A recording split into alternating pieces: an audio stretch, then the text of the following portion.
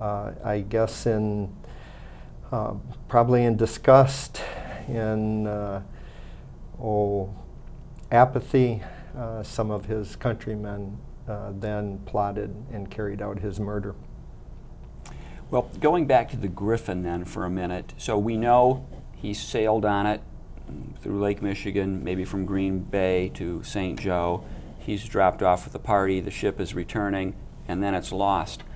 How do we know this? I mean, he's writing reports back to the king. I mean, there's some records that tell us this. Yes, he had his own records and letters. Also, there was a Franciscan priest, Hennepin, who also kept a journal and notes. And of course, after the loss, other historians and explorers added their 2 cents to the mystery. So through time, a number of historians, both French, Canadian, and American, have weighed in as to what the eventual cause of the loss of the Griffin. Some blamed plots by competitors of LaSalle. Others believed that Native Americans caught up with the vessel when it came in near shore and murdered the crew and abandoned the vessel. But I think most folks, including LaSalle, simply believe the storm of northern Lake Michigan beat the Griffin, and she eventually sank near one of the islands off of the Garden Peninsula in the Upper Peninsula, Michigan. And it was the first sailing vessel on the Great Lakes? Do we know that, or? Well, that's a misconception. The first sailing vessels on the Great Lakes were actually built by Moise Hilliard, which became the shipwright of the Griffin. But those were built on Lake Ontario. He built 4 vessels for LaSalle between 1675 and 1677.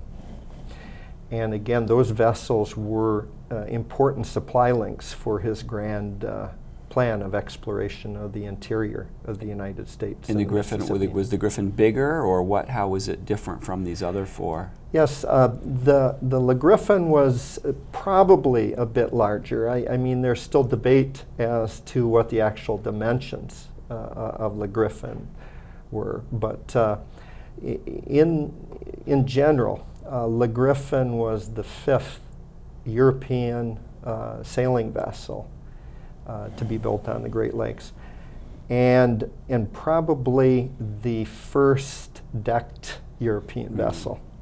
Of course, historians and marine architects like to split the hairs on some of these qualifications. But simply said, the Griffin was one of the first European decked sailing vessels to sail the Great Lakes, and the first to sail the lower Great Lakes. So Lake Michigan. Yes. And it would have had to sail through the straits. Where did it been built? Was it built in? It appears it was built near Cuyahoga Creek, near Buffalo, New York. And a temporary shipyard was built there. Supplies to build the Griffin were brought in from Fort Frontenac on Lake Ontario by one of the vessels that were built there by the shipwright.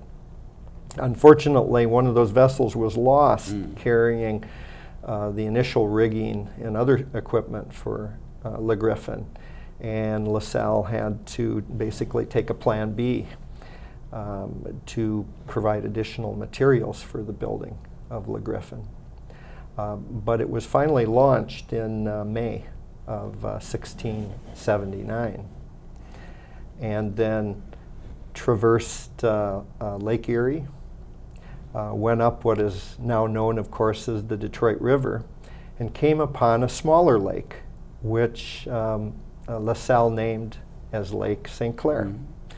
So Lake St. Clair does directly get its name from that first trip of Le Griffin.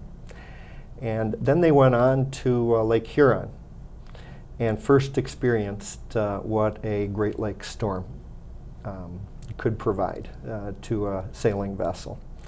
Luckily, they made it to Michilimackinac and met up with other French citizens and traders and Native Americans that were basically stationed there and engaged in the fur trade. From there, they went on to Green Bay to meet up with traders that LaSalle had sent out in advance to bring in furs to help finance the voyage and some of the other investment that he had made in the name of King Louis XIV. The wreck that you're reviewing now, how will we know if it's the Griffin or not? How will you know? What are you looking for? Well, we've been working with the Great Lakes Exploration Group for a couple years now, primarily with a proposal that both the Great Lakes Exploration Group, the Maritime Center, and the state of Michigan work together. The Great Lakes Exploration Group, they're a private research firm or underwater archaeology company that has made the claim. Yes, they're a private company, but mainly they are people that have studied and sought after Le Griffin for many, many years. Steve Liebert is the president of the company and literally launched the idea of finding Le Griffin when he was in grade school, being, I guess, mentored by a significant teacher in history at that time.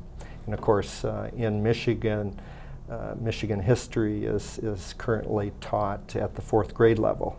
That's the curriculum level. We get a lot of our background in Michigan history. So, of course, Le Griffin has and will continue to influence the interest of aspiring kids and adults here in Michigan also. But the concept was that before, frankly, getting into further legal actions involving title to Le Griffin, we should first pool our limited resources and expertise and go out and identify this site using archaeological and other scientific methods, and therefore conclude one way or another. Is this site Le Griffin or not? And the newspaper article I read said there was a sample of wood that was tested for its age, and that was maybe consistent with the time period. We reviewed the data that Great Lakes Exploration Group had accumulated to this point, which included historical information, including some papers that, frankly, we had never seen before, authored by LaSalle and other original documents. Meteorological data that was very cleverly assembled based on that time period. Also, Great Lakes Exploration Group funded what we call a Phase 1 survey of the site. Now this included remote sensing devices, in particular what's called a side scan sonar, which is an acoustic device that sends out sound waves and literally paints a picture of the surface of the submerged lands. And another tool called a cesium magnetometer, which detects deflections in the Earth's magnetic field. Now that's important in detecting certain signatures of iron. And of course, Le Griffin did not carry a lot of iron. That was a very valuable commodity.